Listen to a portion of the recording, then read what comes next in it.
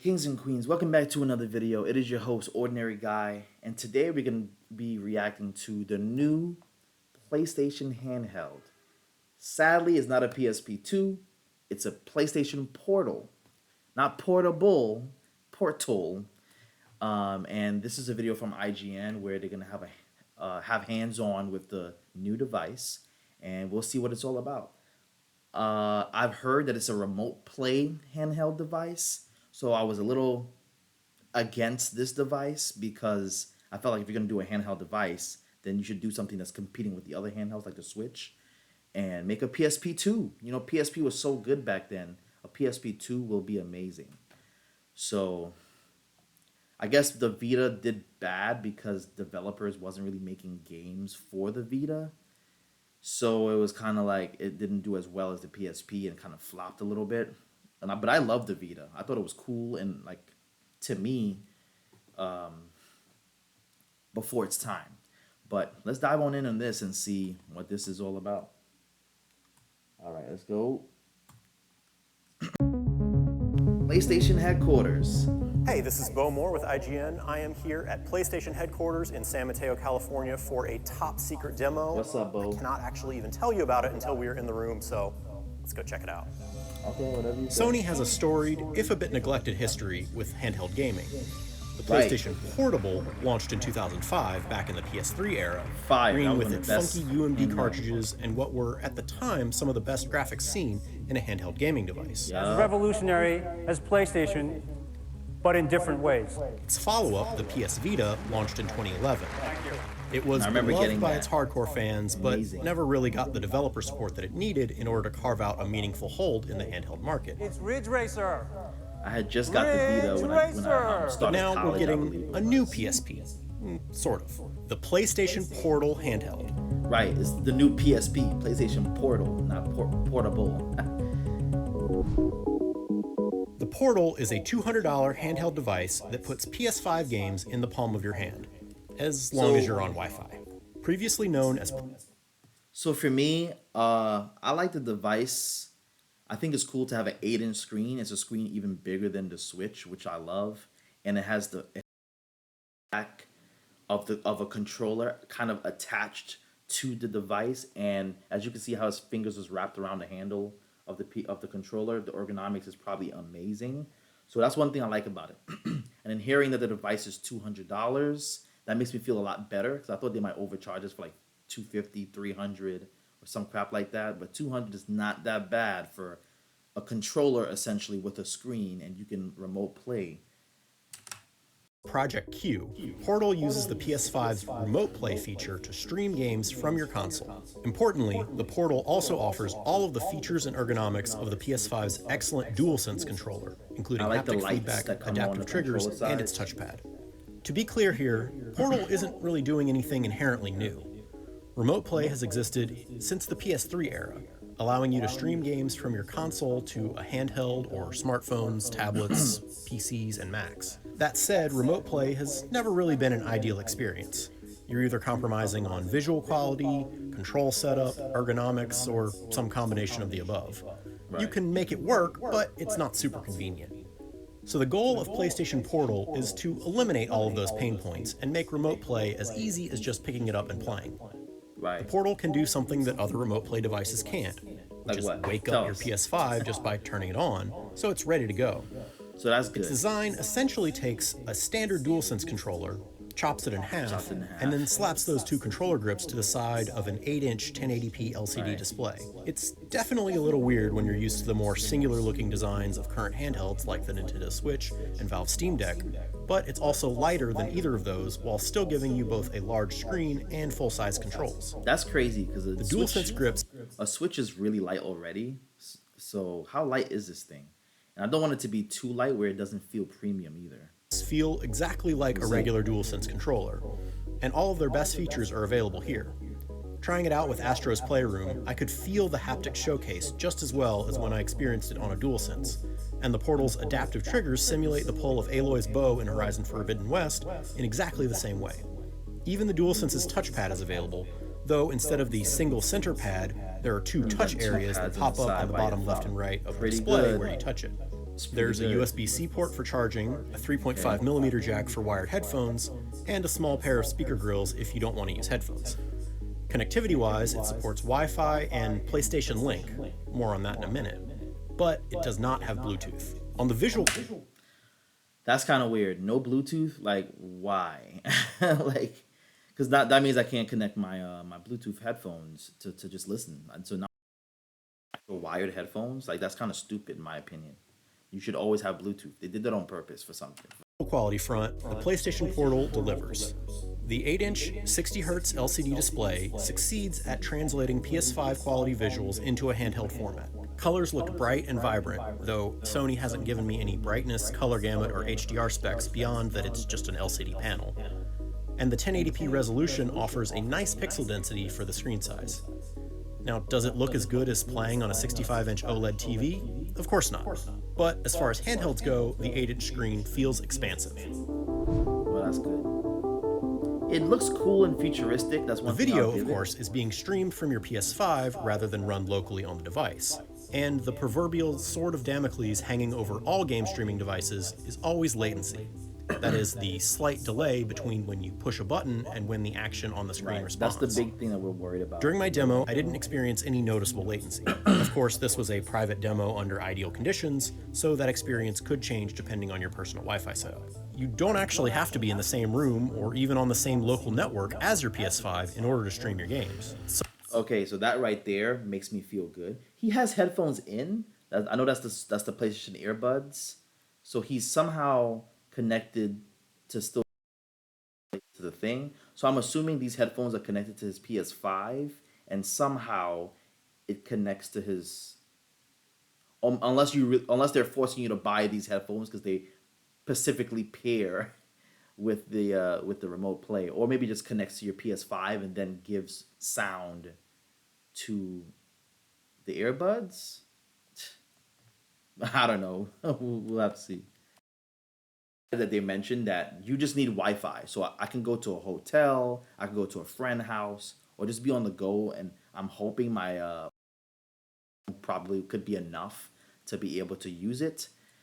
But at least once you have Wi-Fi, you can play your PS5. So at least there's some portability, even though it's more of a portal instead of portable. I mean, so long as both your home connection and the one at the location where you're playing are both strong, it will still work. Whether you're in the same room or on the other side of the world, your home PS5 is on and running your game, beaming it directly to you, as opposed to cloud gaming, where the game you're playing is being run on some remote server. Of course, this means that you need a PS5 in order to use PlayStation Portal. But it also means that not only is your account and progress and trophies all there, but actually your actual PS5 home screen. You can swap between games or even run any other PS5 app, just as if you were playing directly on the TV. To be clear, the Portal doesn't run anything locally, not even basic apps. So if your Wi-Fi goes down, or if somebody else wants to use your PS5, it is not going to work. Valid but not sound. Remember, there is no Bluetooth available, so you won't be able to connect to wireless headphones that way. Not even PlayStation's own Pulse 3D headset. It does have something called PlayStation Link, which is Sony's new connectivity standard for PlayStation devices, and which is built into some of its brand new hardware. I got to test out the new Pulse Elite headset and Pulse Explore wireless earbuds, which are currently the only announced headsets that use the new standard. But Sony did tell me that PlayStation Link will be available for third-party headset makers to use in their future products. But that'll be a ways off. It is a bit disappointing that we'll have to buy brand new headsets to use with the Portal, since that'll add to the cost. Right, so that's probably why they made it $200. So now you have to go buy like headphones. Battery life is another big question mark. Or earbuds. The Portal's battery size hasn't yet been finalized, so Sony wasn't willing to make any estimations for how long you'll be. And I heard the earbuds is going to be like $200, and these new headphones, these new PlayStation, what is it called? It's called PlayStation Elite or something like that, Plus or something. I don't know. Or PlayStation's, something Plus. But it's the headphones that you see in the screen is going to be $150, and the earbuds is going to be $200. Like, why is it more expensive? I guess it's because it's like more portable or maybe have different stuff in it. I don't know. But it's just weird. It's just weird. So essentially, you're kind of set up to buy the earbuds with the Portal. Be able to play untethered. Without a power-hungry processor inside, you'd think that the Portal should have significantly more longevity than something like the Switch or the Steam Deck. On the other hand, the standard DualSense is known for its fleeting lifespan between charges, and that doesn't have a screen to power. We'll be sure to test that out once we have the finalized PlayStation. Yeah, let's hope Portal in for the review battery life later could this last a year. good 8 hours at least. At least lasts like a little longer than the Switch. Now, the last question I know a lot of people are wondering is, who exactly is this device for? Right. It's $200 for a remote access window into your PS5. And at that price, honestly, I kind of get it. For the times when somebody else wants to use the TV, or maybe you have small kids in the home and you don't want to put God of War on the big screen, or maybe you just want to be able to play in a different room without buying another full-on TV. In that scenario, the Portal offers a compelling use case. And while it's not quite as portable for on-the-go gaming as a Switch or a Steam Deck, it's less expensive, and it does let you keep playing your PS5 while out of the house, so long as your destination has decent internet. You just probably shouldn't count on hotel Wi-Fi being strong enough to handle the connection. Yeah, that's the part I'm like, maybe not the hotel Wi-Fi, but let us know what you my think phone about the hotspot PlayStation would be Portal. good. Is it something you could see yourself buying for $200? Or are you happy to stick with pairing a DualSense to your phone when you're out of arm's reach of your PS5? That's it for now. For more, check out our history of how PlayStation changed modern gaming and our list of the top 10 PSP games.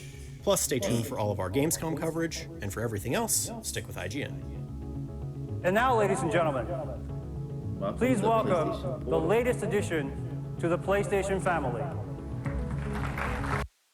Okay, so what do you guys think?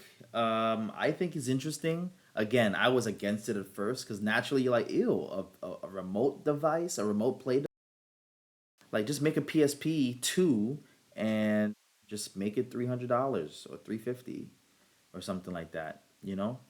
And we can have access to our account just like this and be able to play locally and download games and stuff like that. But I guess they didn't want to do it. They didn't want to do too much. I don't know. But I think it's also a slick way of having us buy more digital games because remote play will work better if you have digital games. Because if, let's say, you go to a hotel and you have proper Wi-Fi and you turn it on to put on your PS5, you know, like if you have a lot of physical games, you can't play your physical games. Now, if there's a system where if you have a physical game, they could tell and then they can just let you access digital games because you're streaming anyway. So if they can let you access this game and just play it digitally, that would be cool. But I don't think it would work because this all depends on whatever's on the PS5. So it's just remote playing what's on your PS5. So if you don't have digital games, then this wouldn't be for you. I'm just lucky that I have both. I have both digital and physical games. So I'm happy that I have both. And if you're a PlayStation Plus member, you probably have a lot of games you can download anyway. So maybe you could download a game digitally if you need to buy one, for example. But still, it just looks like it works for digital games. The price point is also another option of why I'm more into it, because I thought it was going to be expensive, like 300, 350 or some crap like that for just a remote play device. But they made it 200, which it seems reachable, you know? And I could understand because essentially a controller is $70. So you're pretty much getting $70 for, you're buying a new controller essentially with a screen. So it's $70, and then plus the 130 is like the screen and everything else that kind of like, you know, like I could see this being 150, but I don't know if that's too low or not, but 200 seemed like a better quality control. Like, you know what? 200 is not that bad. So I'm like, you know what? I can do Klarna and pay or Afterpay and pay in 4 payments, and it's only $50 every 2 weeks. I can get something like this more affordable, which is not that bad. It's not far away. So I'm like, all right, 200 is not that bad. So yeah, so I think, you know, this will be a dope, because it's coming out this year, but we just don't know when. Hopefully they announce it soon. Hopefully this comes out in October, because my birthday's in October, so it's the perfect gift that I can get. If not, you know, it's a good gift for maybe Christmas, the holiday season. I think it's pretty damn dope. So yeah. The only thing I don't like about it is that it doesn't support Bluetooth, and they're doing that on purpose because they want you to kind of have your like a PlayStation ecosystem of like, oh, get the PlayStation Link, and it'll be built in these new devices, so you can like use our new headphones and whatnot to pair to this stuff. So it's just a little bit annoying. It's like, oh, great, you know. I think it's like a dongle thing that you plug into your PS5, and then everything will have access. I have no idea how it works. But overall, I think it's a good idea. You get the DualSense controller with all the DualSense features. You get a brand new screen that's 8 inches, which is even bigger than the Switch. It's weird looking, but at the same time, futuristic and cool. I like the lights on the controller coming on the sides, like what you see on the screen. And for $200, it's not that bad. And what sold me the most was the fact that as long as you have Wi-Fi, you can access and remote play your PS5. And I think that's the selling point for me. So yeah, tell me what your thoughts are in the comments. Like, share, comment, subscribe. Let me know, so we can have a conversation and hear what you think. You know. But thank you guys for supporting the channel. And I hope you guys tune into the next video. Peace out.